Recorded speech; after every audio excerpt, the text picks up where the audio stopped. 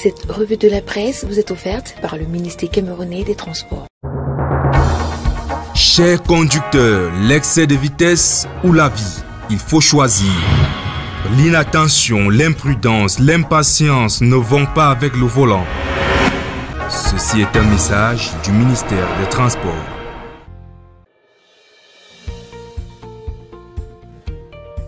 Bonjour à tous et bienvenue.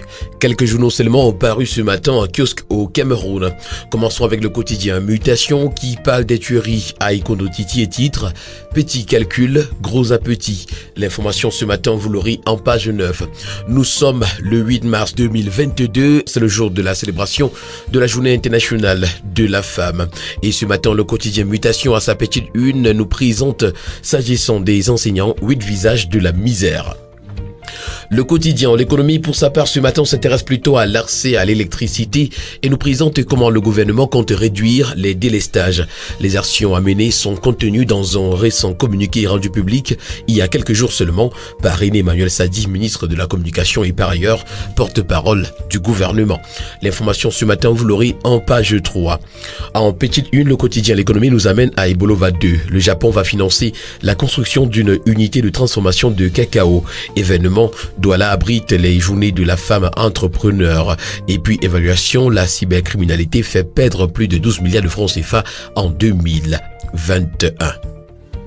Le bi-hebdomadaire La Voix des Jeunes, quant à lui ce matin, parle également de l'énergie électrique et nous renseigne que bientôt c'est la fin des délestages. C'est d'ailleurs la quintessence du communiqué signé de René Emmanuel Sadi, ministre de la Communication. Le porte-parole du gouvernement rassure ainsi la population sur la mobilisation de l'État dans la recherche des solutions durables visant à mettre un terme à ces interruptions récurrentes dans la fourniture du service public d'électricité d'ici la fin du mois en cours. L'information c'est en page 2. En petite une, retrouvons Kwele Toussala Roger, un enseignant pendant 36 ans sans salaire. Lonzieux, une étudiante de Boya, meurt pour un iPhone. La terre promise hebdo parle d'eau et d'électricité ce matin nous renseigne qu'on gère la pénurie. Alors que le pays connaît d'énormes difficultés dans son approvisionnement en électricité, le gouvernement attribue cette situation à la crise de l'hydrologie due au changement climatique qui affecte le monde entier. Il dit avoir pris des mesures pour y remédier en attendant le retour des pluies. La situation de l'eau potable n'est pas meilleure, nous renseigne dans ce matin l'hebdomadaire. On parle en petite une de la grève des enseignants. L'État débloque 2,7 milliards de francs CFA. D'après l'hebdomadaire, cette somme c'est pour payer les arriérés dus aux enseignants mobilisés pour la correction des examens organisés par l'OBC. Le quotidien L'Info à chaud pour sa part ce matin nous renseigne que la célébration du 8 mars a été annulée à la brigade du quartier général. Et puis match Cameroun-Algérie, le coach Son donne le temps. Le journal Identité, qui est également un kiosque ce matin, parle de l'autonomisation économique de la femme et titre « Quand l'État fuit en avant ». Les pouvoirs publics peinent à trouver des instruments pertinents et adaptés pour permettre à la femme de mieux s'assumer et de s'assurer de meilleures possibilités d'insertion économique. L'enquête et l'analyse du journal Identité est à retrouver dans ses colonnes ce matin. Élevage et pisciculture en petite une, le Minepia veut améliorer les chaînes de valeur. Et puis Promote 2022, le bilan des participants, l'avenir du salon, c'est à retrouver également dans les colonnes du journal. L'hebdomadaire Vision économique pour sa part parle de conjoncture et nous renseigne que le FMI apprécie la résilience de l'économie camerounaise. C'est un avis plus ou moins optimiste que le directeur général adjoint du Fonds monétaire international émet sur l'économie camerounaise.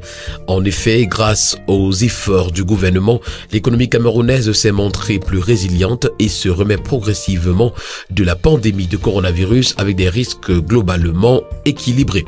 L'information ce matin, vous l'aurez en page 7. On parle de marché monétaire ce matin en petite une. Le Cameroun veut lever 150 milliards de francs CFA par émission d'obligations du premier semestre 2022. Économie sous-régionale, la BEAC injecte une nouvelle enveloppe de 200 milliards de francs CFA dans le système bancaire. Terminons ce matin avec le journal La République qui nous présente une lettre aux enseignants. Imploration pour un retour à l'école. Titre ce matin que La République qui parle également de protection des droits de la femme et de la jeune fille. Les journalistes de l'Ouest à l'école du projet L. Voilà qui met un terme à cette autre édition de la revue de la presse ce matin. Merci de l'avoir écouté et surtout bonne célébration aux femmes. À demain.